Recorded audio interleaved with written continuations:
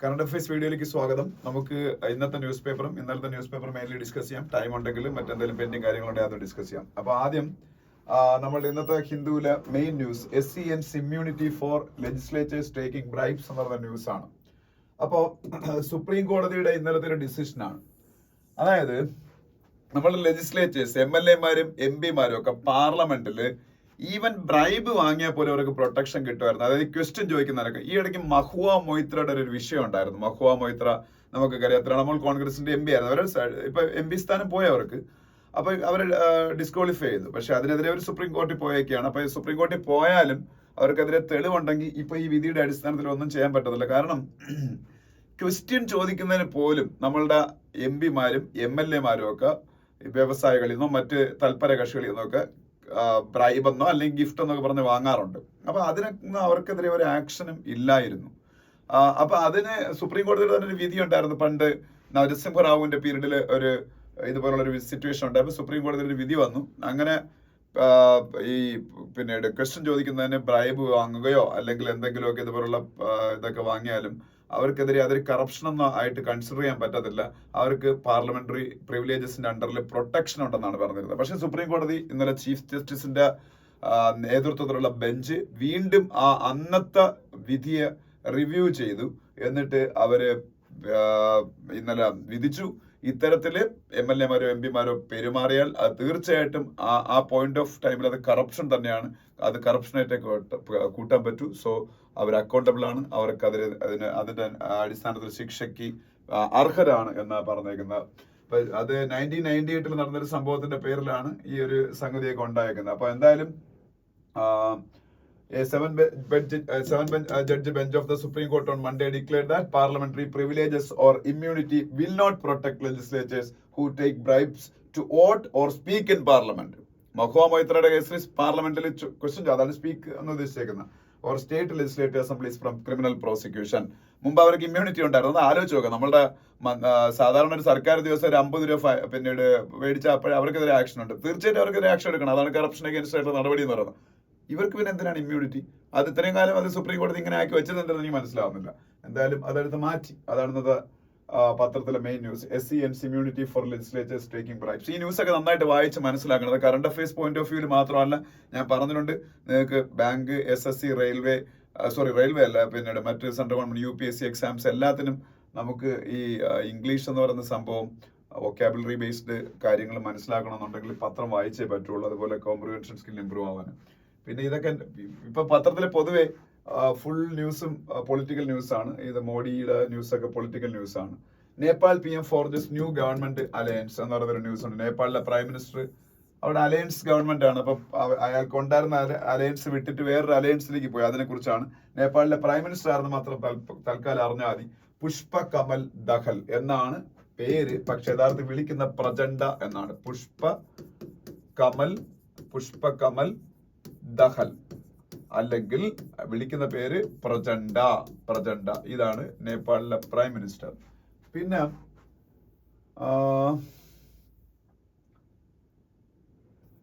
ഇല്ലല്ല, അവിടെ അത് മാത്രമേ ഉള്ളൂ. വേറെ ഒരു ന്യൂസ് നമുക്ക് ആവശ്യമുള്ളതല്ല. അതിനടുത്ത പേജിലേക്ക് പോവാം. അതിനടുത്ത പേജിലേക്ക് പോകുമ്പോ അവിടെ ആവശ്യമുള്ളൊരു ന്യൂസ് ഉണ്ട്. PM visits Kalpakkam nuclear power plant. ഇത് സംഭവം എന്ന് പറഞ്ഞാല് കൽപ്പാക്കം ന്യൂക്ലിയർ പവർ പ്ലാന്റില് ഇന്ത്യക്ക് ഇതാ ഇങ്ങനെ ഒരു ഓർഗനൈസേഷൻ ഉണ്ട്. ഭാവിനി എന്നാണ് പേര്. അതൊരു അബ്രിവേഷൻ ആണ് ആക്ച്വലി. ഭാവിനിയുടെ എക്സ്പാൻഷൻ ഭാരതീയ നഭിക്കിയ വിദ്യുത് നിഗം ലിമിറ്റഡ് എന്നാണ്. ഇതൊരു ഹിന്ദി വേർഡ് ആയിരിക്കണം. എന്റെ മീനിങ് എന്ന് എനിക്കറിയാം. ഭാരതീയ നമുക്കറിയാം, വൈദ്യുതി നിഗം ലിമിറ്റഡ് നമുക്കറിയാം. പക്ഷെ നഭിക്കിയ എന്ന് പറഞ്ഞാൽ അതിന്റെ മീനിങ് എന്താണെന്ന് എനിക്കറിയാം. NABHIKIY ആണ്. ഭാരതീയ നഭിക്കിയ വിദ്യുത് നിഗം ലിമിറ്റഡ് എന്നുള്ളൊരു ഷോർട്ട് ഫോം ആണ് ഭാവിനി. ഇത് ഗവൺമെന്റ് അണ്ടറിൽ പ്രവർത്തിക്കുന്ന ഒരു ഓർഗനൈസേഷൻ ആണ്. അവര് ഇന്ത്യയുടെ PFBR, ഇന്ത്യയുടെ മോസ്റ്റ് അഡ്വാൻസ്ഡ് ആയിട്ടുള്ള ന്യൂക്ലിയർ റിയാക്ടർ PFBR എന്ന് പറഞ്ഞാൽ പ്രോട്ടോടൈപ്പ് ഫാസ്റ്റ് ബ്രീഡർ റിയാക്ടർ എന്നാണ്. PFBR prototype fast breeder reactor. ഇത് അവർ ഡെവലപ്പ് ചെയ്തു. The PFBR has been fully designed and constructed indigenously by Bhavini. അപ്പൊ ഈ ഭാവനി എന്ന് പറഞ്ഞാൽ നമ്മളുടെ ഈ ഓർഗനൈസേഷൻ ഫുള്ളി ഇൻഡിജിനസ്ലി ആണ് ഇത് ഡെവലപ്പ് ചെയ്തേക്കുന്നത്. അല്ലാതെ വേറെ ഒരു രാജ്യത്തെയും ഡിപ്പെൻഡ് ചെയ്തിട്ടില്ല ഇത് നമ്മൾ ഉണ്ടാക്കാൻ വേണ്ടിയിട്ടൊന്നും. ഇന്ത്യൻ ഇൻഡസ്ട്രീസ് 200ഓളം ഇൻഡസ്ട്രീസ് ഭാവനി എന്ന് പറഞ്ഞ നമ്മളുടെ ഗവൺമെന്റ് ഓർഗനൈസേഷൻ അതിനുണ്ട് സപ്പോർട്ട് കൊടുത്തു. ഇത് കമ്മീഷൻ ചെയ്ത് കഴിയുമ്പോൾ India will be the second country after Russia to have commercial operating fast breeder reactor. അപ്പോൾ റഷ്യക്ക് ശേഷം രണ്ടാമതായിട്ട് ഇത്തരത്തിലുള്ള ഒരു PFBR ഡെവലപ്പ് ചെയ്യുന്ന രാജ്യമായിട്ട് ഇത് കമ്മീഷൻ ചെയ്ത് കഴിയുമ്പോൾ ഇന്ത്യ മാറിയാണ്. അപ്പൊ അത് ഭയങ്കര സേഫ് ആയിട്ടുള്ള സംഭവമാണ് ഈ അതെന്നാ പറഞ്ഞത്. അതുപോലെ ഞാൻ ഇത് എവിടെയോ വായിച്ചതാണ്. ഇതില് ഈ ഒരു റിയാക്ടറിൽ ഡെവലപ്പ് ചെയ്യുന്ന ഉപയോഗിക്കുന്ന ഫ്യൂവൽ തന്നെ റീയൂസ് ചെയ്യാനുള്ള പിന്നീട് കപ്പാസിറ്റി ഇത്തരത്തിലുള്ള PFBRസിനുണ്ടെന്നാണ് പറഞ്ഞത്. അതുകൊണ്ട് തന്നെ നമുക്ക് ഫ്യൂവൽ എഫിഷ്യൻസിയുടെ കാര്യത്തിൽ 100% അച്ചീവ്മെന്റ് ഉണ്ടാക്കാൻ പറ്റും. നമുക്ക് ഒന്നാമത് നമുക്ക് യുറേനിയം പോലുള്ള ഫ്യൂവൽ നമ്മുടെ നാട്ടിൽ വളരെ വളരെ വളരെ സ്കേഴ്സ് ആണ്. അപ്പൊ നമ്മൾ ഇമ്പോർട്ട് ചെയ്യാണ് ചെയ്യുന്നത്. അപ്പൊ ഇമ്പോർട്ട് കുറയ്ക്കാൻ പറ്റുന്ന പറഞ്ഞു ഇത്തരത്തിലുള്ള സംഭവങ്ങൾ ഡെവലപ്പ് ചെയ്യാൻ. ഇത് റഷ്യക്ക് മാത്രമേ ഉള്ളായിരുന്നു. ഇന്ത്യ ഇപ്പൊ ഭാവിനി എന്ന് പറഞ്ഞ ഇന്ത്യയുടെ ഓർഗനൈസേഷൻ ഇപ്പൊ ഇന്ത്യക്കും ഇത് ഡെവലപ്പ് ചെയ്തു. അപ്പൊ അതിന്റെ കാര്യങ്ങൾക്ക് വേണ്ടിയിട്ടാണ് കൽപ്പാക്കം ന്യൂക്ലിയർ പവർ പ്ലാന്റ്, ചെന്നൈക്ക് അടുത്താണ് കൽപ്പാക്കം ന്യൂക്ലിയർ പവർ പ്ലാന്റ് അദ്ദേഹം വിസിറ്റ് ചെയ്തത്. കൂടംകുളം ന്യൂക്ലിയർ പവർ പ്ലാന്റ് നമുക്ക് അറിയാമല്ലോ, അത് വേറെ, അതും തമിഴ്നാട്ടിൽ തന്നെയാണ്. ഓക്കെ. പിന്നെ ബാംഗ്ലൂരിൽ ഇപ്പൊ ഒരു കഫേയിൽ എക്സ്പ്ലോഷൻ ഉണ്ടായി. ആരും മരിച്ചതൊന്നുമില്ല, പക്ഷെ കുറെ ഇഞ്ചുറീസ് ഒക്കെ കുറെ പേർക്കുണ്ട്. ആ കേസ് NIA ഏറ്റെടുത്തു എന്നൊരു ന്യൂസ് ഉണ്ട്. സ്വാഭാവികമായിട്ട് NIA ഏറ്റെടുക്കുമല്ലോ. കാര്യം എന്ന് വെച്ചാൽ നാഷണൽ ഇൻവെസ്റ്റിഗേഷൻ ഏജൻസി NIAയുടെ പർപ്പസ് തന്നെ അതാണല്ലോ. എന്താണ്? തീവ്രവാദ സ്വഭാവമുള്ള കേസുകൾ. തീർച്ചയായിട്ടും തീവ്രവാദ സ്വഭാവമുള്ള കേസാണല്ലോ പിന്നീട് ഇങ്ങനെയുള്ള ബോംബ് എക്സ്പ്ലോഷൻ എന്നൊക്കെ പറയുന്നത്. അത് കഴിഞ്ഞ് അതിനടുത്ത പേജിലേക്ക് പോകുന്നു. അതിന്റെ അടുത്ത പേജിലേക്ക് പോകുമ്പോൾ എഡിറ്റോറിയൽസ് ആണ്. ഫസ്റ്റ് എഡിറ്റോറിയൽ എന്ന് പറയുന്നത് ടെപ്പിഡ് ട്രേഡ് ഓഫീസ് എന്ന് പറയുന്ന എഡിറ്റോറിയൽ ആണ്. ഈ എഡിറ്റോറിയൽ എന്തിനെ കുറിച്ചാണെന്ന് ചോദിച്ചാൽ ഇത് വേൾഡ് ട്രേഡ് ഓർഗനൈസേഷൻ ഇപ്പോ അബുദാബിയിൽ നടത്തിയ 13ാമത് മിനിസ്റ്റീരിയൽ കോൺഫറൻസിനെ കുറിച്ചാണ്. വേൾഡ് ട്രേഡ് ഓർഗനൈസേഷൻ WTO നമുക്ക് എല്ലാവർക്കും അറിയാം, UN-ന്റെ ആണ് WTO world trade organisation. Headquarters ജനീവയാണ്. അതിന്റെ ഡയറക്ടർ ജനറൽ അതിന്റെ പേര് ഒരു വല്ലാത്ത പേരാണ്, ങ്കോക്കി ഒക്കോൻചോ ഐവിയാല എന്നാണ്. ഇവിടെ അതിനകത്ത് തന്നെ പേരുണ്ട് എന്നാണ് ഞാൻ ഇവിടെ പെട്ടെന്ന് എഴുതിയിടണം. എൻഗോസി എന്നാണ്, NGOZI എന്നാണ്, NGOZI, എൻഗോസി ഒക്കോൻചോ, OKONJO, ഒക്കോൻചോ ഐവിയാല എന്നാണ് അവരുടെ പേര്. അപ്പം world trade organisation WTO headquarters Geneva, Switzerland. അത് UN-ന്റെ ട്രേഡ് റിലേറ്റഡ് ആയിട്ടുള്ള ഓർഗനൈസേഷൻ ആണ്. അതിന്റെ ഡയറക്ടർ ജനറലാണ് എൻഗോസി ഒക്കോൻചോ ഐവിയാല. അവരുടെ പേര് വായിക്കേണ്ട അങ്ങനെയാണെന്ന് എനിക്ക് അറിഞ്ഞൂടാ, ഞാൻ ആ അക്ഷരങ്ങൾ അങ്ങനെ ആയതുകൊണ്ട് അങ്ങനെ വായിച്ചതാണ്. അപ്പൊ അവരുടെ 13ാമത് മിനിസ്റ്റീരിയൽ കോൺഫറൻസ് അബുദാബിയിൽ നടന്നു. എല്ലാ രാജ്യങ്ങളിലെയും ട്രേഡ് മിനിസ്റ്റേഴ്സ് ആണ് അതിൽ പങ്കെടുക്കുന്നത്. അതുകൊണ്ടാണ് അതിന് മിനിസ്റ്റീരിയൽ കോൺഫറൻസ് എന്ന് പറയുന്നത്. ഇന്ത്യയുടെ ട്രേഡ് മിനിസ്റ്റർ ആയിട്ടുള്ള പീയൂഷ് ഗോയലും അതിൽ പാർട്ടിസിപ്പേറ്റ് ചെയ്തായിരുന്നു. പക്ഷെ ആ മീറ്റിംഗ് കൊണ്ട് പ്രത്യേകിച്ച് വലിയ ഉപയോഗം, പ്രത്യേകിച്ച് WTOയുടെ റിലവൻസ് ഒക്കെ തന്നെ വേൾഡിൽ ക്വസ്റ്റ്യൻ ചെയ്യപ്പെടുന്ന ഒരു സമയമാണ് ഇപ്പൊ. കാര്യം കോവിഡിന് ശേഷം ലോകം കൂടുതൽ ഇൻവേർഡ് തിങ്കിങ് ആയി. ഈവൻ ഇന്ത്യ പോലും ആത്മനിർഭർ ഭാരത് അഭിയാൻ എന്നുള്ള പേരില്, സെൽഫ് റിലയന്റ് ഇന്ത്യ എന്നുള്ള പേരില് നമ്മളുടെ ട്രേഡിനെ പ്രൊട്ടക്ട് ചെയ്യാൻ പറ്റുന്ന ഒരുപാട് കാര്യങ്ങൾ ചെയ്യുന്നു. നമ്മളുടെ രാജ്യത്ത് അപ്പൊ US ഒരുപാട് ഈ താരിഫ് ബാരിയേഴ്സ് ആയി കൊണ്ടുവന്ന് അവരുടെ രാജ്യത്തേക്ക് ഈവൻ ചൈന പോലുള്ള രാജ്യങ്ങളിൽ നിന്നുള്ള ഇമ്പോർട്ടും ഒക്കെ കുറയ്ക്കാൻ വേണ്ടിയുള്ള റെസ്ട്രിക്ഷൻസ് കൊണ്ടുവരുന്നു. അപ്പൊ രാജ്യങ്ങളെല്ലാം കുറച്ചുകൂടെ ഇത്തരം കാര്യങ്ങൾ സെൽഫിഷ് ആവുക. അപ്പം വേൾഡ് ട്രേഡ് ഓർഗനൈസേഷൻ ലക്ഷ്യം അതല്ല, ഓപ്പൺ ആയിട്ടുള്ള ട്രേഡ് ആണ്. അപ്പൊ ഈ ഓപ്പൺ ആയിട്ടുള്ള ട്രേഡ് പ്രൊമോട്ട് ചെയ്യാൻ WTO ഇരിക്കുമ്പോഴത്തേക്ക് എല്ലാവരും ആഫ്റ്റർ കോവിഡ്, അതുവരെയൊക്കെ കുഴപ്പമില്ലായിരുന്നു, കോവിഡിന് ശേഷം ഇത്തരത്തിൽ ഇൻവേർഡ് തിങ്കിങ് ആയിട്ടുള്ള രാജ്യങ്ങളായി മാറുന്നു. അപ്പം നമ്മളുടെ ട്രേഡ് റിലേറ്റഡ് ആയിട്ടുള്ള ഇൻട്രസ്റ്റുകൾ പ്രൊട്ടക്ട് ചെയ്യാൻ വേണ്ടി കൂടുതൽ പ്രൊട്ടക്ഷനിസ്റ്റ് മെഷേഴ്സ് എടുക്കുന്നു. നമ്മൾ താരിഫ് ബാരിയേഴ്സ് ക്രിയേറ്റ് ചെയ്യുന്നു.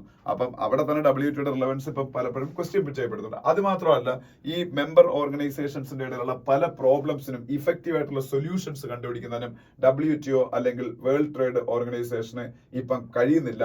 ഈ അബുദാബിയിൽ നടന്ന കോൺഫറൻസും ഡിഫറെന്റ് അല്ല. അവിടെയും ഈ WTOയുടെ 164 മെമ്പേഴ്സ്, 164 മെമ്പർ കൺട്രീസ് തമ്മിൽ ഡിഫറെന്റ് ആയിട്ടുള്ള ഡൈവർജന്റ് ആയിട്ടുള്ള വ്യൂസ് ഉണ്ടായി.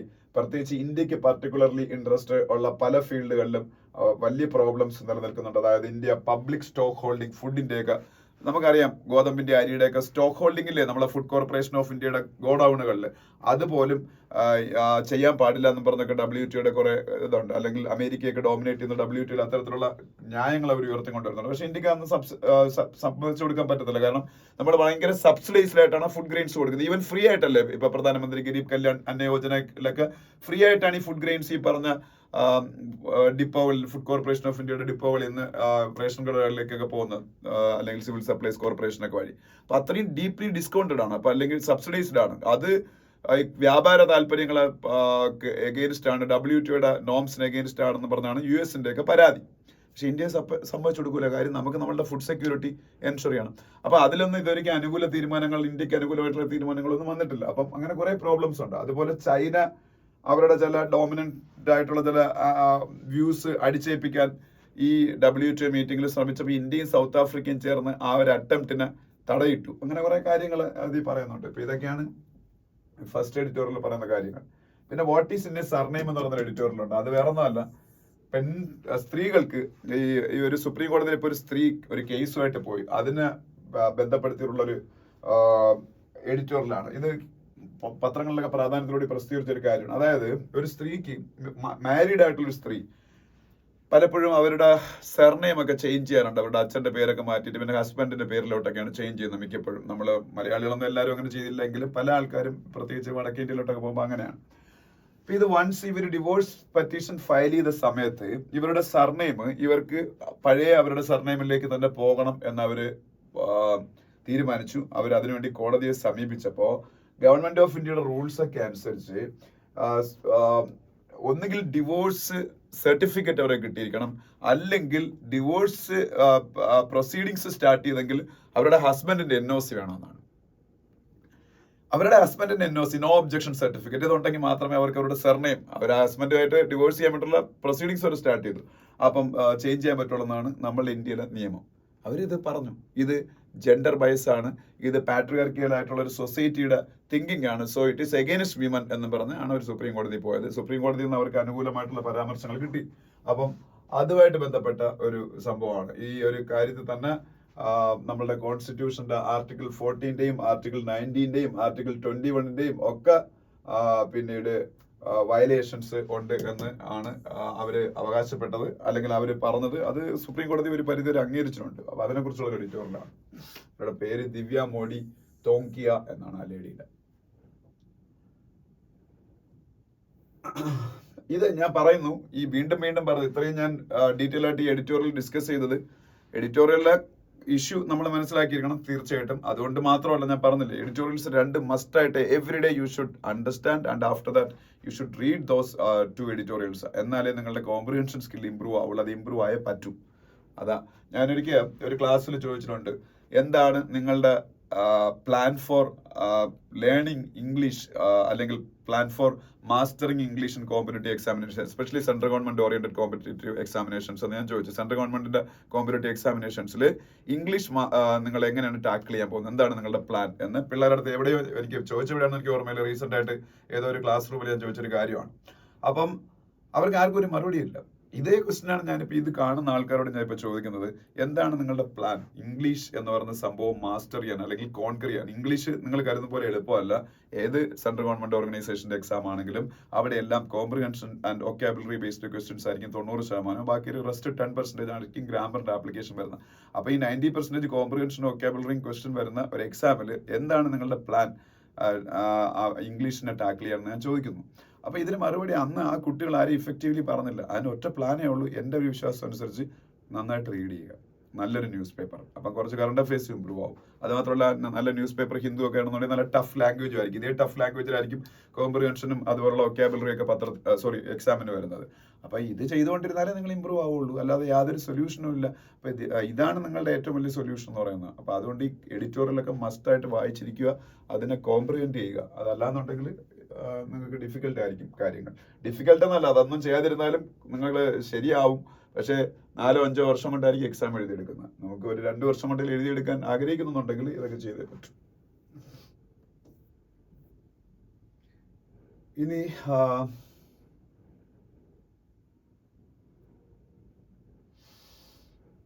ഓക്കെ, നമുക്ക് അടുത്ത പേജുകൾ status of India's nuclear programme എന്ന് പറഞ്ഞൊരു ആർട്ടിക്കിൾ ഒക്കെ ഉണ്ട് അവിടെ. ഞാൻ ഇപ്പൊ പറഞ്ഞില്ലേ PFBR, നമ്മള് ഇന്ത്യയുടെ പ്രൈം മിനിസ്റ്റർ ഇന്നലെ PFBR prototype fast breeder reactor എന്നുള്ളതാണ് PFBR എന്ന് പറയുന്നത്.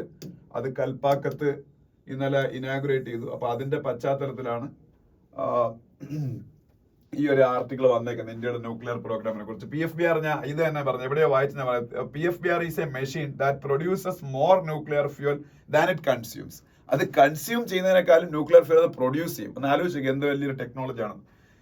Its core loading event is being hailed as a milestone because operationalization of PFBR will mark the start of stage 2 of India's 3-stage nuclear power program. The PFBR saga in India has been associated with numerous delays, cost overruns and broken promises and has accrued many critics എന്ന് പറഞ്ഞ news ഉണ്ട്.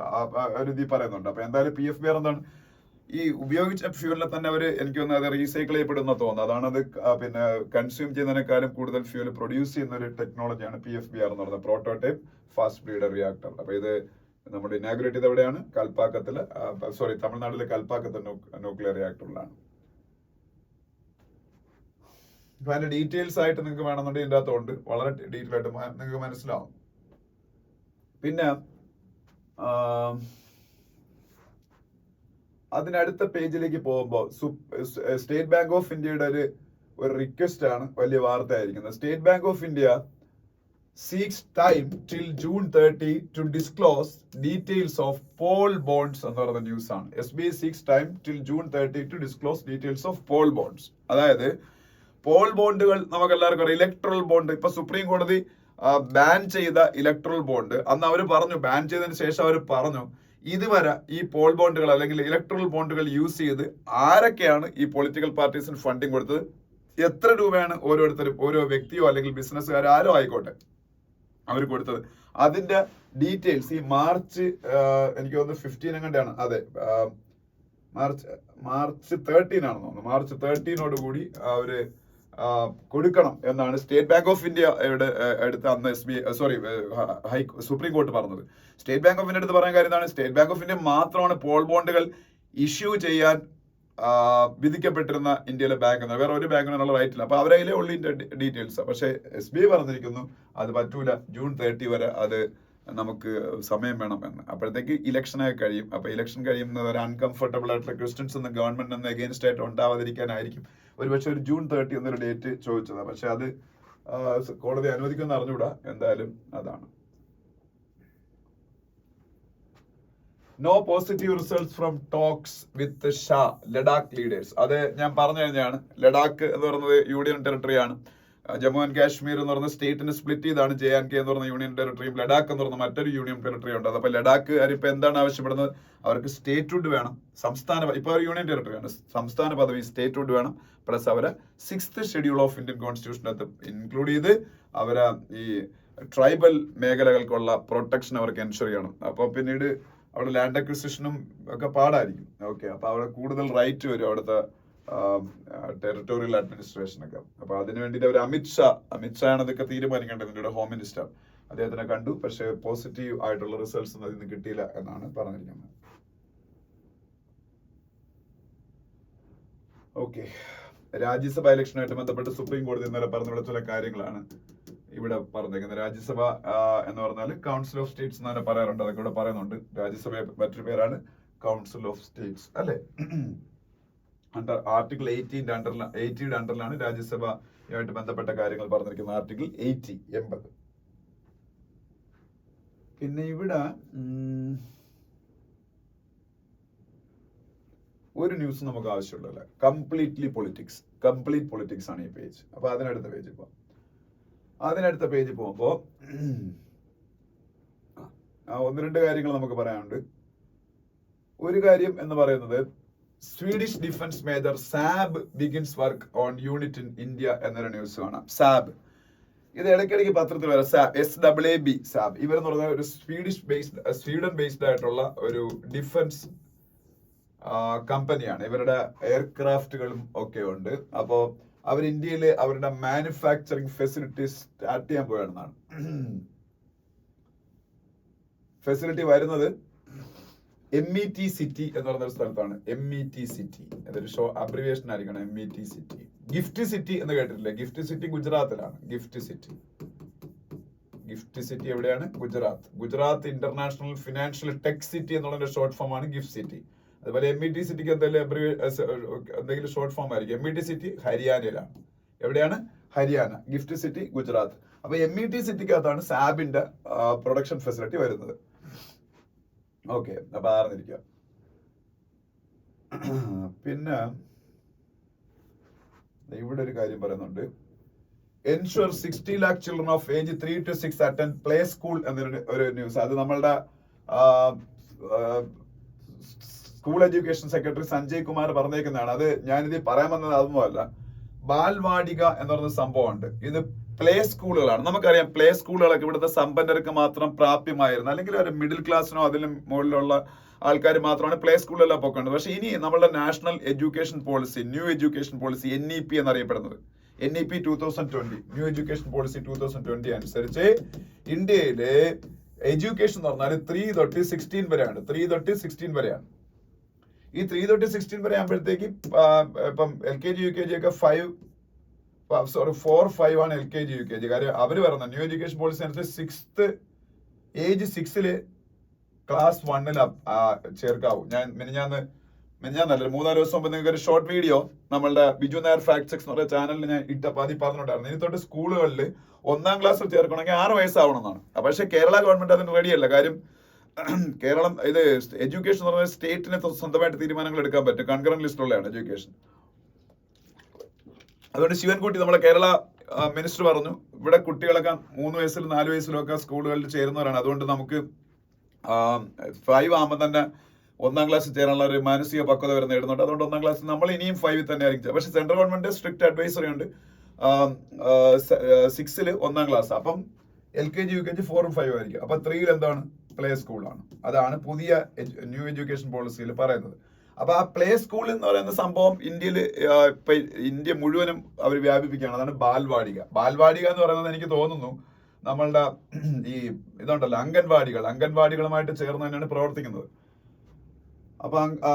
അപ്പൊ ഇവിടെ പറയുന്നുണ്ട് Balvatika and can be accommodate in 14 lakh anganwadis across the country. അപ്പൊ 14 ലക്ഷം 14 lakh anganwadis ഉണ്ട് ഇന്ത്യയിൽ. അത് അംഗൻവാടികൾക്ക് തൊട്ട് മുമ്പായിട്ട് ഈ ബാൽവാടിക എന്ന് പറയുന്ന സംവിധാനം അംഗൻവാടികളോട് കൂടി തന്നെ ചേർന്ന് പ്രവർത്തിക്കുക. അവിടെ ആയിരിക്കും ഈ പ്ലേ സ്കൂൾ എന്ന്. അപ്പൊ ഈ പ്ലേ സ്കൂളുകൾ അറിയപ്പെടുന്ന ബാൽവാടിക എന്നാണ് അറിഞ്ഞിരിക്കുക. ഓക്കെ, അപ്പൊ അത് ആണ് അവിടെ അറിയേണ്ടത്. ഇതൊക്കെ പറയുന്നത് ഇപ്പൊ നടന്ന early childhood care and education conference, Udaan എന്നാണ് എന്റെ പേര്. ഉഡാൻ, ആ ഒരു കോൺഫറൻസിന്റെ Udaan, UDAAN, early childhood care and education conference Udaan 2024. ഇതിലാണ് ഇതിനെയൊക്കെ കുറിച്ച് ഉള്ള ചർച്ചകൾ നടന്നത്. ഓക്കെ, പിന്നെ ഉത്തരാഖണ്ഡ്, ഇത് ഞാൻ പഠിപ്പിച്ചാണ്. Uttarakhand cabinet not for ordinance to recover damage cost. വളരെ നല്ല കാര്യം. ഇതിൽ പറഞ്ഞിരിക്കുന്ന കാര്യം ഇതുപോലെ സ്ട്രിക്ട്ലി കേരളത്തിൽ നടപ്പാക്കണം. പക്ഷെ കേരളത്തിൽ പലപ്പോഴും നടപ്പാക്കൂല. കാര്യം ഇവിടുത്തെ പൊളിറ്റിക്കൽ പാർട്ടീസ് ആണ് ഏറ്റവും കൂടുതൽ പ്രോപ്പർട്ടീസ് ഡാമേജ് ചെയ്യുന്നത്, പബ്ലിക് പ്രോപ്പർട്ടീസും പ്രൈവറ്റ് പ്രോപ്പർട്ടീസും ഒക്കെ. അതുകൊണ്ട് അവരൊക്കെ നടപ്പാക്കാൻ ഭയങ്കര ബുദ്ധിമുട്ടായി. ഇതില് കംപ്ലീറ്റ് ഒരു പബ്ലിക് പ്രോപ്പർട്ടിയോ പ്രൈവറ്റ് പ്രോപ്പർട്ടി എന്ത് ഡാമേജ് ചെയ്താലും കംപ്ലീറ്റ്ലി അവര് ഡാമേജ് ചെയ്യുന്ന ആളോ അല്ലെങ്കിൽ ആ ഓർഗനൈസേഷന്റെ കയ്യിൽ നിന്ന് പൈസ റിക്കവർ ചെയ്യുന്നത് മാത്രമല്ല, അഡീഷണലി ഒരു 8 ലക്ഷം രൂപ ഫൈനും കൂടെ മേടിക്കും. പിന്നെ പോലീസ് അങ്ങനെയുള്ള അഡ്മിനിസ്ട്രേഷനൊക്കെ അവിടെ ഈ ലോ ആൻഡ് ഓർഡർ കീപ്പ് ചെയ്യാൻ വേണ്ടിയിട്ട് വരുന്ന ആൾക്കാരുണ്ടല്ലോ, അവരെ എല്ലാവരെയും കോസ്റ്റും എല്ലാവരെയും ആയിരിക്കും മേടിക്കുന്നത്. ഉപ്പാട് വന്നു പോകും. അപ്പൊ ഇത് ഉത്തരാഖണ്ഡിൽ പുതുതായിട്ട് വരുന്ന നിയമമാണ്. Uttarakhand cabinet not for ordinance to recover damage cost. ഉത്തരാഖണ്ഡിലെ ചീഫ് മിനിസ്റ്ററിന്റെ പേര് പുഷ്കർ സിംഗ് ധാമി എന്നാണ്. അവിടെയാണ് ഇന്ത്യ സ്വാതന്ത്ര്യാനന്തര ഇന്ത്യയിലെ ആദ്യത്തെ യൂണിഫോം സിവിൽ കോഡ് നടപ്പാക്കിയ സ്റ്റേറ്റ്. അതും അറിഞ്ഞിരിക്കുക. അത് നിങ്ങൾക്ക് അറിയാവുന്നതാണ്. ഇനി അതിനടുത്ത പേജ് പോകുമ്പോ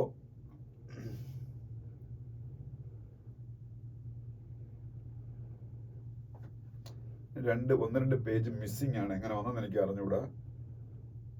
എന്തായാലും പിന്നെ സ്പോർട്സ് പേജിലേക്കാണ് പോകുന്നത്. സ്പോർട്സിൽ രഞ്ജി ട്രോഫിയുടെ ഫൈനലിൽ മുംബൈ കയറിയതിനെ കുറിച്ചുള്ള ന്യൂസ് ഉണ്ട്. രഞ്ജി ട്രോഫിയുടെ ഫൈനൽ മുംബൈ കയറി. രഞ്ജി ട്രോഫിയുടെ ഫൈനലില് മുംബൈക്ക് എഗെയിൻസ്റ്റ് ആയിട്ട് ഒന്നുകിൽ വിദർഭ ആയിരിക്കും അല്ലെങ്കിൽ മധ്യപ്രദേശ് ആയിരിക്കും. അത് അവർ തങ്ങളുടെ മാച്ച് നടന്നുകൊണ്ടിരിക്കുന്നേ ഉള്ളൂ. പിന്നെ Sai Praneeth brings the curtains down on illustrious career എന്ന ഒരു ന്യൂസ് കാണാം. സായി പ്രണീത് നമ്മൾ അറിഞ്ഞിരിക്കേണ്ട ഒരു വലിയ ബാഡ്മിന്റൺ പ്ലെയർ ആണ്. വേൾഡ് ബാഡ്മിന്റൺ ചാമ്പ്യൻഷിപ്പിലൊക്കെ ബ്രോൺസ് മെഡൽ ഒക്കെ നേടിയിട്ടുള്ള പ്ലെയർ ആണ്. വലിയൊരു പ്ലെയർ ആയിരുന്നു, പക്ഷെ അദ്ദേഹത്തിന് റിട്ടയർ ചെയ്തേക്കാണ്. അതിനെ കുറിച്ചൊരു ന്യൂസാണ്. അപ്പം ഇതിന്റെ ഇടയിൽ 2 പേജ് മിസ്സിംഗ് ആണ് ഞാനിപ്പോൾ ഡിസ്കസ് ചെയ്തതിന്റെ കൂട്ടത്തിൽ. ഒന്ന് വേൾഡ് പേജ് ആണ്. വേൾഡ് പേജിൽ വലുതായിട്ടൊന്നും പറയാനില്ലെങ്കിലും നാഷണൽ പേജ് ഞാൻ ഒരു കാര്യം ചെയ്തോട്ടെ. എൻ്റെ കയ്യിൽ എൻ്റെ മൊബൈലിൽ ഈ പറഞ്ഞ ന്യൂസ് പേപ്പർ ഉണ്ട്. ഞാൻ എന്താണ് മിസ്സിംഗ് എന്ന് നോക്കിക്കോട്ടെ. വേൾഡ് പേജിൽ എന്തെങ്കിലും പറയാനുണ്ടോ നോക്കിയിട്ട് അപ്പൊ പറഞ്ഞുതരാം. വേൾഡ് പേജിൽ ഫ്രഞ്ച് നിങ്ങൾ പഠിക്കേണ്ട കാര്യമുണ്ട്. വേൾഡ് പേജിൽ French parliament votes to make abortion constitutional right. Abortion ഭരണഘടനാപരമായിട്ടുള്ള അവകാശമാക്കി മാറ്റിയ ലോകത്തിലെ ആദ്യത്തെ രാജ്യം. SSC പോലുള്ള എക്സാംസിന് GK ക്വസ്റ്റ്യൻ ആയിട്ട് ചോദിക്കാം. പിന്നീട് ഈ മറ്റ് സെൻട്രൽ ഗവൺമെന്റ് എക്സാംസിന്റെ ഒക്കെ GK ക്വസ്റ്റ്യൻ ആയിട്ട് ചോദിക്കാൻ സാധ്യതയുള്ള ഒരു ക്വസ്റ്റ്യൻ ആണ്. Constitutional right. ഇന്ത്യയിൽ ഭരണഘടനാപരമായ അവകാശമാണ് അബോർഷൻ റൈറ്റ്. അല്ല, അബോർഷൻ എന്ന് പറയുന്നത് ഇന്ത്യയിൽ ഭരണഘടനാപരമായിട്ടുള്ള അവകാശമൊന്നുമല്ല. ചില സാഹചര്യങ്ങളിൽ അബോർഷൻ നടത്താൻ നമ്മളുടെ ഗവൺമെന്റ് അനുവദിച്ചിട്ടുണ്ട്, നമ്മളുടെ നിയമങ്ങൾ അനുവദിച്ചിട്ടുണ്ടെന്ന് മാത്രമേ ഉള്ളൂ. 20 ആഴ്ച വരെയും പിന്നെ 20 ആഴ്ച കഴിഞ്ഞാൽ ചില സ്പെഷ്യൽ സർക്കംസ്റ്റാൻസസിൽ പിന്നെയും ഒരു 26 ആഴ്ച വരെയും അബോർഷൻ നടത്താൻ പറ്റും. It is not a constitutional right in India. So France became the first country in the world to make abortion rights constitutional right in the world. Okay, അപ്പോൾ അതാണ്. The French Parliament on Monday voted to anchor the right to abortion in the country's constitution, making the France the first country in the world to offer protection for terminating a pregnancy. First കൺട്രിയാണ്, നമ്മൾ അറിഞ്ഞിരിക്കണം. പിന്നെ പ്രജണ്ടയുടെ കാര്യം ഞാൻ പറഞ്ഞു. പിന്നെ പാകിസ്ഥാന്റെ പുതിയ പ്രൈം മിനിസ്റ്ററായിട്ട് ഷഹബാസ് ഷെരീഫ് അധികാരമേറ്റു. ഞാനത് പലതവണ പറഞ്ഞിട്ടുള്ളതാണ്. പാകിസ്ഥാന്റെ പുതിയ പ്രൈം മിനിസ്റ്റർ ഷഹബാസ് ഷെരീഫ് ആയിരിക്കുമെന്ന്. അപ്പൊ പാകിസ്ഥാന്റെ പുതിയ പ്രൈം മിനിസ്റ്ററായിട്ട് ഷഹബാസ് ഷെരീഫ് അധികാരമേറ്റതും പറയുന്നുണ്ട്. പിന്നെ ബിസിനസ് പേജില്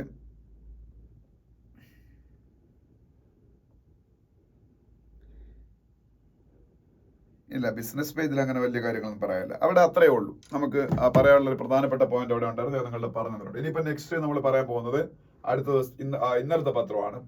അപ്പൊ ഇന്നലത്തെ പത്രത്തില് ആദ്യത്തെ ന്യൂസ് എന്ന് പറയുന്നത് ministers discuss 100-day agenda for government after poll എന്ന് പറയുന്ന ന്യൂസ്. ഇതിൽ കുറച്ച് അഹങ്കാരമല്ലേ എന്നെനിക്കൊരു സംശയമുണ്ട്. കാരണം 100% ഉറപ്പിച്ചു ഞങ്ങൾ മൂന്നാമതും തുടർച്ചയായി തിരിച്ച് അധികാരത്തിൽ വരും എന്നുള്ള ഒരു ധാർഷ്ട്യം ഇതിലുണ്ട്. അതുകൊണ്ടാണല്ലോ പുതിയ ഗവൺമെന്റ് അധികാരത്തിൽ വന്നതിന് ശേഷമുള്ള ആദ്യത്തെ 100 ദിവസത്തെ കർമ്മ പരിപാടികൾ, ആക്ഷൻ പ്ലാൻസ് അവരുണ്ടാക്കി മോഡിയുടെ ഇപ്പോഴത്തെ ഗവൺമെന്റ്.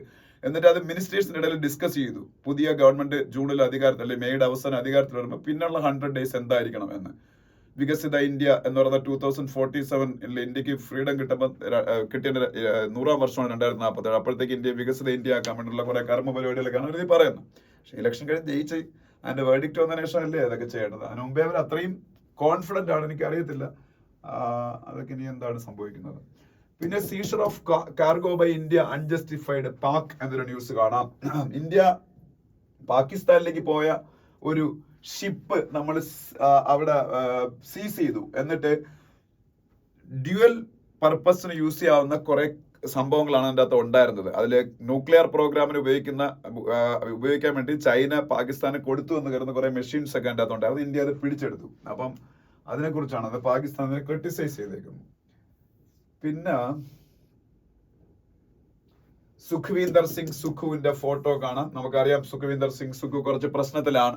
ഹിമാചൽ പ്രദേശിൽ സ്വന്തം ഗവൺമെന്റ് താഴെ പോകാൻ വളരെ സാധ്യതയൊക്കെ ഉണ്ട്. അതിനെ കുറിച്ചൊക്കെ ഞാൻ കഴിഞ്ഞ ദിവസങ്ങളിൽ പറഞ്ഞാണ്. അതിനടുത്ത പേജിൽ പോകുമ്പോ പൊളിറ്റിക്സ് ആണ് വേണ്ട, അതിനടുത്ത പേജിൽ പോവാം. അവിടെ പോകുമ്പോഴും UP Yadavs have broken chains of vote bank politics എന്നൊരു ന്യൂസ് കാണാം. അത് UPയുടെ മധ്യപ്രദേശിന്റെ ചീഫ് മിനിസ്റ്റർ മോഹൻ യാദവ് ആണെന്ന് പറഞ്ഞേക്കുന്നത്. മധ്യപ്രദേശിന്റെ ചീഫ് മിനിസ്റ്റർ ആണ് മോഹൻ യാദവ്. UPയിൽ ഒരു ഡോമിനന്റ് പൊളിറ്റിക്കൽ ഫോഴ്സ് ആണ് യാദവ്സ് എന്ന് പറയുന്നത്. അപ്പൊ അവിടെ ഇന്നലെ ഇലക്ഷൻ പ്രചരണത്തിന്റെ ഭാഗമായിട്ടൊക്കെ നടന്ന കുറച്ച് കാര്യങ്ങളെ കുറിച്ചൊക്കെ അത് മറ്റൊരു ന്യൂസ് നമുക്ക് അവിടെ ആവശ്യമില്ല. അതിനടുത്ത പേജിൽ പോവാം. National dam panel to examine Kaleshwaram project on March 6 എന്നൊരു ന്യൂസ് കാണാം. നാഷണൽ ഡാം പാനൽ അതാന്ന് വെച്ചാല് NDSA ആണ്, national dam safety authority. NDSA, national dam safety authority. അത് അറിഞ്ഞിരിക്കണം. ഇന്ത്യയിലെ മൊത്തം ഡാമുകളുടെയും സേഫ്റ്റിയുമായി ബന്ധപ്പെട്ട ഒരു നാഷണൽ അതോറിറ്റി ഉണ്ട്. അതാണ് NDSA, national dam safety authority. അത് കാലേശ്വരം പ്രോജക്ട് പരിശോധിക്കാം. വേൾഡിലെ ഏറ്റവും വലിയ ലിഫ്റ്റ് ഇറിഗേഷൻ പ്രോജക്ട്, വേൾഡിലെ ഏറ്റവും വലിയ ലിഫ്റ്റ് ഇറിഗേഷൻ പ്രോജക്ട് എന്ന് പറയുന്ന പ്രാധാന്യമുള്ള തെലങ്കാനയിലെ പ്രോജക്റ്റാണ് കാലേശ്വരം പ്രോജക്ട്. പക്ഷേ അതിൽ കുറെ അഴിമതി നടന്നിട്ടുണ്ട്. അവിടുത്തെ സേഫ്റ്റിയിൽ പോലും സംശയം പ്രകടിപ്പിച്ചിട്ടുണ്ട് തെലങ്കാനയിൽ ഇപ്പോഴത്തെ ഗവൺമെന്റ്. അതുകൊണ്ടാണ് നാഷണൽ ഡാം സേഫ്റ്റി അതോറിറ്റി അതിൽ കുറച്ച് ടെസ്റ്റുകളൊക്കെ നടത്താൻ പോവുകയാണ് അതിന്റെ ഒരു സ്ട്രെങ്തിനെ കുറിച്ച്. പിന്നെ ഫാക്ട്സ് ആൻഡ് സ്റ്റാറ്റിസ്റ്റിക്സ് എന്ന് പറഞ്ഞ എഡിറ്റോറിയൽ നിങ്ങൾ മസ്റ്റ് ആയിട്ട് വായിക്കണം. കാരണം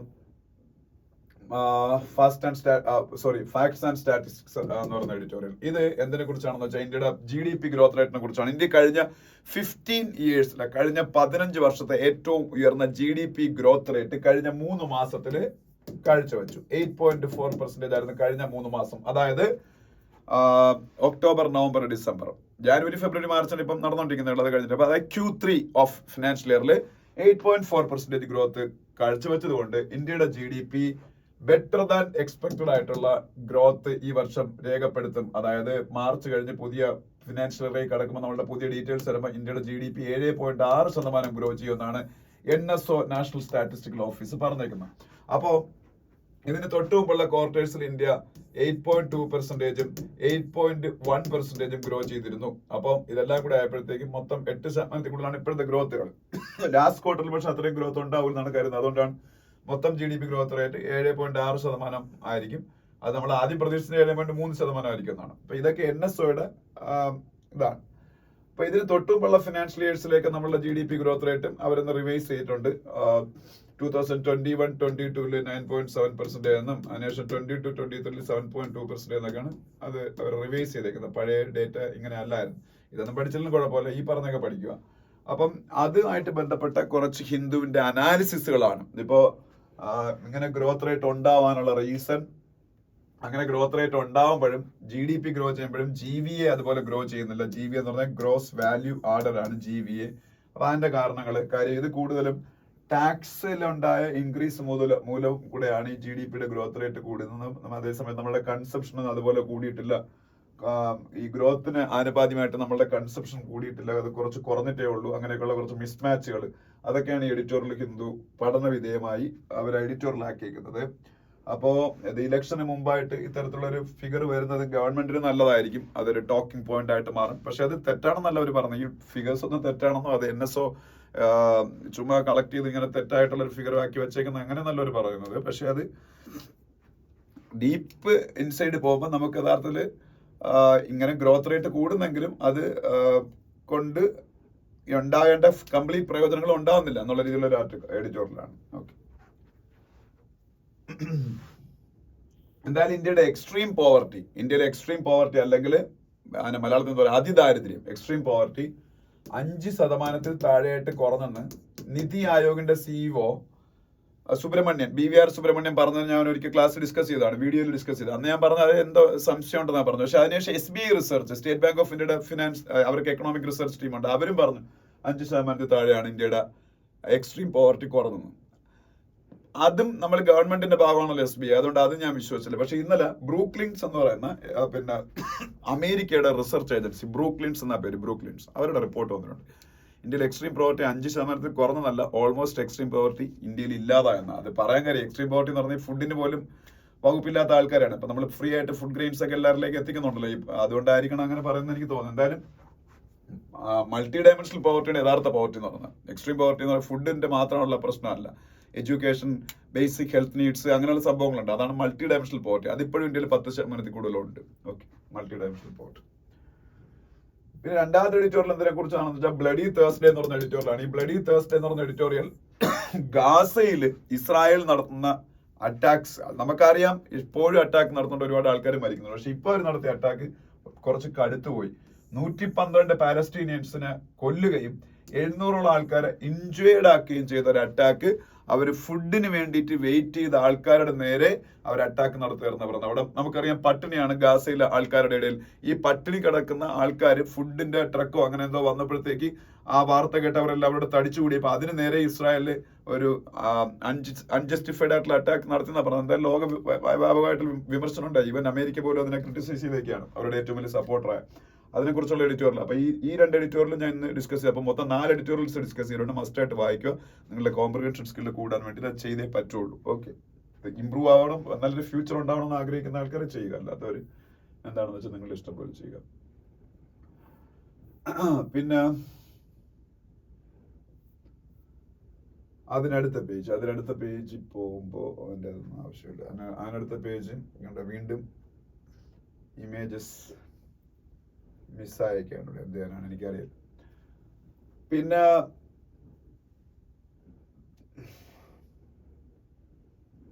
ഈ പേജില് നമുക്ക് ആവശ്യമുള്ളൊന്നുമില്ല. അതിന്റെ അടുത്ത പേജിലേക്ക് പോവാം. അവിടെയും നോ ഇമേജ് ഫൗണ്ട്.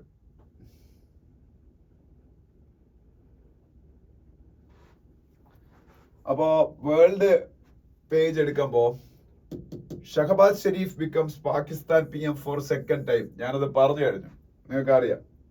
പിന്നെ ഇറാനിൽ ഇപ്പൊ നടന്ന ഇലക്ഷനിൽ അവിടുത്തെ കൺസർവേറ്റീവ് ഫോഴ്സസിന് വിജയതാണെന്ന് വേണ്ട. Nobel laureate Yunus granted bail and Bangladesh embezzlement case എന്നൊരു ന്യൂസ് ഉണ്ട്. നോബൽ ലോറിയേറ്റ് യൂനിസ്, അത് മുഹമ്മദ് യൂനിസ് ആണ്. മുഹമ്മദ് യൂനിസ്. ഈ മുഹമ്മദ് യൂനിസിന്റെ പേര് ഞാൻ ഇവിടെ എഴുതിയിടാൻ ഒരു കാര്യമുണ്ട്. മുഹമ്മദ് യൂനിസ് അറിയപ്പെടുന്നത് മൈക്രോ ഫിനാൻസിങ്ങിന്റെ ഫാദർ എന്നാണ്. വേൾഡിലെ മൈക്രോ ഫിനാൻസിങ്ങിന്റെ ഫാദർ എന്നറിയപ്പെടുന്ന ബംഗ്ലാദേശി എക്കണോമിസ്റ്റ് ആണ് ഈ നോബൽ ലോറിയേറ്റ് ആയിട്ടുള്ള മുഹമ്മദ് യൂനിസ് എന്ന് പറയുന്നത്. ഇപ്പൊ നമുക്കറിയാം, നമ്മുടെ കേരളത്തിലെ കുടുംബശ്രീ പോലുള്ള കോൺസെപ്റ്റുകൾ അതെല്ലാം ആക്ച്വലി ഈ മുഹമ്മദ് യൂനിസിന്റെ ഗ്രാമീൺ ബാങ്ക് എന്ന് പറയുന്ന സംഭവത്തിൽ നിന്ന് ഉണ്ടായതാണ്. അപ്പം അദ്ദേഹമാണ് മൈക്രോ ഫിനാൻസിങ്ങിന്റെ ഫാദർ എന്നറിയപ്പെടുന്നത്. പക്ഷെ അവിടെ കുറച്ച് പ്രോബ്ലംസിലാണ്, അത് ഇടയ്ക്ക് ജയിലിലൊക്കെ പോയി. പിന്നെ many OPEC nations extend oil cuts to boost prices എന്നൊരു ന്യൂസ് കാണാം. OPEC പ്ലസ് എന്ന് എഴുതിയിരിക്കുന്നത്. OPEC പ്ലസ് എന്ന് പറഞ്ഞാല് organisation of petroleum exporting countries. അറിയാം, വിയന്ന, ഓസ്ട്രിയയുടെ വിയന്ന ഹെഡ്ക്വാർട്ടേഡ് ആയിട്ടുള്ള പെട്രോളിയം എക്സ്പോർട്ടിംഗ് കൺട്രീസ് ആണ് OPEC എന്ന് പറഞ്ഞത്. അതിന്റെ കൂടെ റഷ്യയും മറ്റു ചില രാജ്യങ്ങളും കൂടി ചേരുമ്പോൾ OPEC പ്ലസ് ആവും. ഓക്കെ, അപ്പോ OPEC പ്ലസുമായിട്ട് ബന്ധപ്പെട്ടൊരു ന്യൂസ് ആണത്. പിന്നെ സ്പോർട്സ് പേജിൽ പോകുമ്പോൾ വേറെ ഒന്നും പറയാനില്ല. രഞ്ജി ട്രോഫി ഒക്കെ തന്നെയാണ് അവിടെ പറയാനുള്ളത്. അതിനടുത്ത പേജിൽ സ്പോർട്സ് പേജാണ്, അവിടെ ഒന്നും നമുക്ക് പറയാനില്ല. ഓക്കെ, അപ്പൊ അതിനു മുമ്പ് ഞാൻ ഇതിൽ മിസ്സായ പേജസ് ഈ പറഞ്ഞ പോലെ ഒന്ന് പെട്ടെന്നൊന്ന് ഇതിൽ നോക്കാം. നിങ്ങളെല്ലാം ന്യൂസ് പേപ്പർ എന്തായാലും കാണുമല്ലോ, നമ്മൾ തന്നെ ഷെയർ ചെയ്തിട്ടുള്ളത്. ബിസിനസ് പേജ് മൺഡേ, ഇത് മൺഡേയിലെ ന്യൂസ് പേപ്പറാണ്. മൺഡേ അതുകൊണ്ട് ബിസിനസ് പേജ് ഇല്ല. പിന്നെ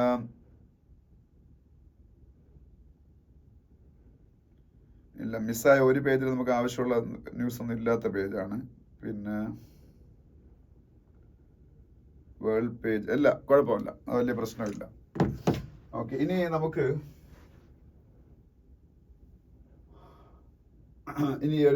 ഒരു സൺഡേയിലെ ന്യൂസ് പേപ്പറോട് ഒന്ന് ഓടിച്ച് പറയാനുണ്ടായിരുന്നു. വലിയ കാര്യമൊന്നുമില്ല, എന്നാലും ഓടിച്ചൊന്ന് പറഞ്ഞേക്കാം.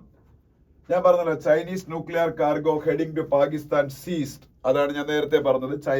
പാകിസ്ഥാന്റെ ലേക്ക് പോകേണ്ട ചൈനയുടെ അല്ല, പാകിസ്ഥാന്റെ സാധനങ്ങൾ അതിൻ്റെ അകത്ത് ഉണ്ടായിരുന്ന ചൈന കയറ്റി വെട്ട സാധനങ്ങൾ നമ്മൾ പിടിച്ചെടുത്തു. അത് ന്യൂക്ലിയർ പദ്ധതിക്ക് വേണ്ടിയിട്ട് പാകിസ്ഥാൻ ഉപയോഗിക്കുന്നതാണെന്നുള്ള സംശയത്തിന്റെ പേരിൽ.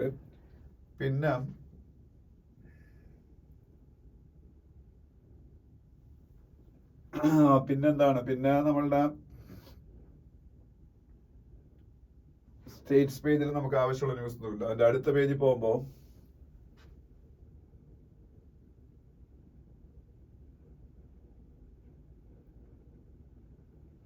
ഈ ഇടയ്ക്ക് OBC കോട്ടയിലേക്ക് ഇൻക്ലൂഡ് ചെയ്യപ്പെട്ട 10% OBC കോട്ട പുതുതായിട്ട് ലഭിച്ച കമ്മ്യൂണിറ്റിയാണ് മറാത്ത കമ്മ്യൂണിറ്റി. മറാത്ത കമ്മ്യൂണിറ്റി എവിടെയാണെന്ന് വെച്ചാൽ മഹാരാഷ്ട്രയിലാണ്, ഞാൻ പറഞ്ഞിട്ടുണ്ട്.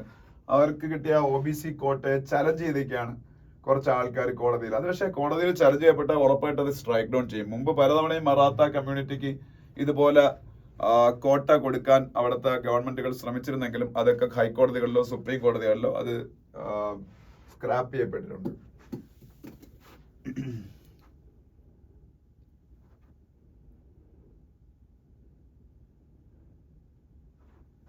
പിന്നീട് IAF finishes black topping of landing strip near LAC എന്നൊരു ന്യൂസ് കാണാം. IAF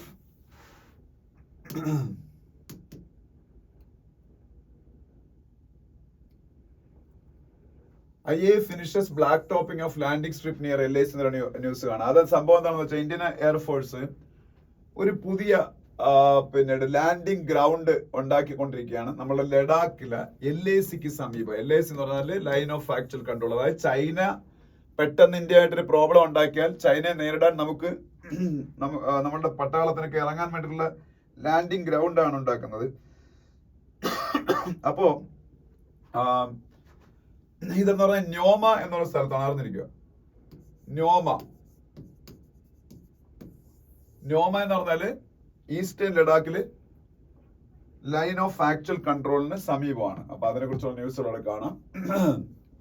പിന്നെ ഇവിടെ വേറെ ന്യൂസ് ഉള്ളത് CJI flags growing reluctance of trial judges to grant bail. അതായത് ഇന്ത്യയില് യഥാർത്ഥത്തിൽ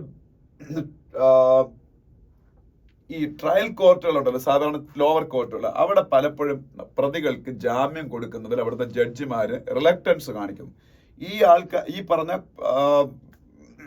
പ്രതികൾ ഹൈക്കോടതിയിലും സുപ്രീം കോടതിയെയും അപ്രോച്ച് ചെയ്തതിന് ശേഷം മാത്രമാണ് പലപ്പോഴും ജാമ്യം കിട്ടുന്നത്.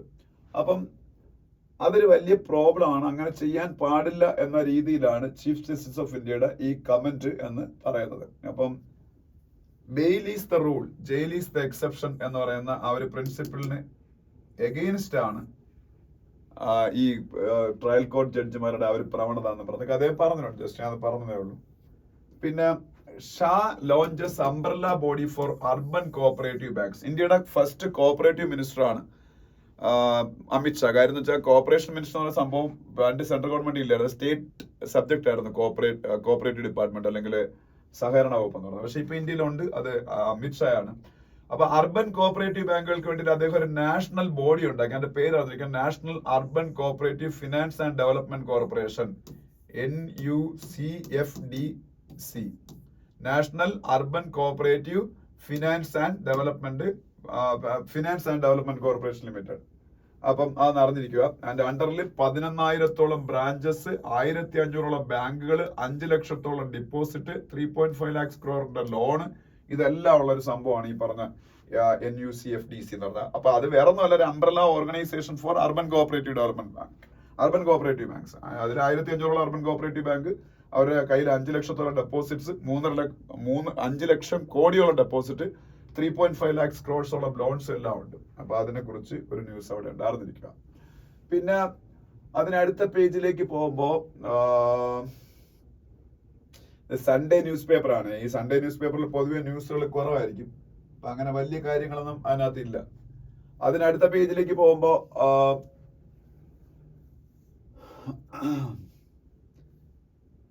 അതിനടുത്ത പേജിൽ പോകുമ്പോ ജാവിയർ മിലേയിയുടെ ചില സ്റ്റേറ്റ്മെന്റുകളൊക്കെ കാണാം. ജാവിയർ മിലേയി ആരും നമുക്ക് എല്ലാവർക്കും അറിയാം. ജാവിയർ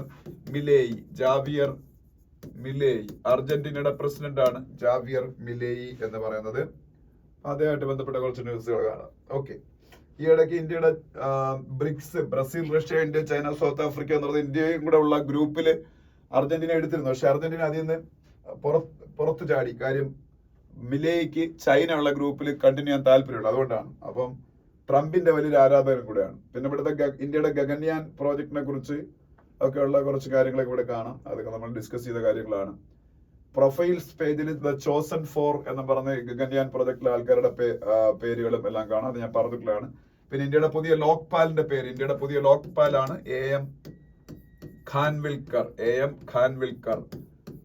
ഇന്ത്യയുടെ പുതിയ ലോക്പാൽ. അതുപോലെ നമ്മളെ പേടിഎമ്മിന്റെ ചെയർമാന്റെ പേര് വിജയ് ശേഖർ ശർമ്മ, പേടിഎമ്മിന്റെ ചെയർമാൻ. അദ്ദേഹത്തിനെ കുറിച്ചൊക്കെ ഉള്ള കാര്യങ്ങൾ അവിടെ കാണാം. Google's app delisting cannot be allowed എന്ന് പറഞ്ഞൊരു ന്യൂസ് കാണാം. അത് ഗൂഗിൾ ഈ ഇടയ്ക്ക് ഗൂഗിൾ പ്ലേ സ്റ്റോറിൽ നിന്ന് കുറച്ച് ആപ്പുകൾ എടുത്ത് മാറ്റിയായിരുന്നു. അത് പേയ്മെന്റ് ഇഷ്യൂ ആയിട്ട് ബന്ധപ്പെട്ടാണ്. സെൻട്രൽ ഗവൺമെന്റ് അപ്പം തന്നെ ഇടപെടുകയും അത് അപ്പം തന്നെ തിരിച്ച് ഈ ഗൂഗിൾ പ്ലേ സ്റ്റോറിലെ ആപ്പുകളൊക്കെ തിരിച്ച് വരുത്തുകയും ചെയ്ത ഗൂഗിൾ. അങ്ങനെ കുറച്ച് കാര്യങ്ങളാണ് അവിടെ ഉള്ളത്. പിന്നെ സ്പോർട്സ് പേജിൽ മാക്സ് വെർസ്റ്റപ്പൻ വീണ്ടും പുതിയ F1 സീസൺ സക്സസോടുകൂടി സ്റ്റാർട്ട് ചെയ്തു. ബഹ്റിൻ ഗ്രാൻഡ് പ്രിക്സ് ആയിരുന്നു ഈ വർഷത്തെ ആദ്യത്തെ F1 ഫോർമുല 1. ഈ തുടർച്ചയായിട്ട് 3 വർഷം കൊണ്ട് മാക്സ് വെർസ്റ്റപ്പനാണ് F1 ചാമ്പ്യൻ. ഈ വർഷവും അദ്ദേഹം തുടക്കം മികച്ചതാക്കിയാണ്. ഫസ്റ്റ് റേസ് അയാൾ തന്നെ ജയിച്ചു. പിന്നെ ബാക്കി കാര്യങ്ങളൊന്നും വലിയ പറയാനുള്ള കാര്യങ്ങളൊന്നുമില്ല. രഞ്ജി ട്രോഫി മറ്റു കാര്യങ്ങളും ഒക്കെയാണ്. ഓക്കെ, അപ്പം ഇത്രയാണ് നമ്മളുടെ പത്രത്തിലെ പ്രധാനപ്പെട്ട ന്യൂസുകൾ. അപ്പൊ പത്രം മസ്റ്റ് ആയിട്ട് വായിക്കുക. Current affairs point of view അല്ല, ഇംഗ്ലീഷ് പോയിന്റ് ഓഫ് വ്യൂ വായിക്കുക. അതാണ് എനിക്ക് പറയാനുള്ളത്. Thank you.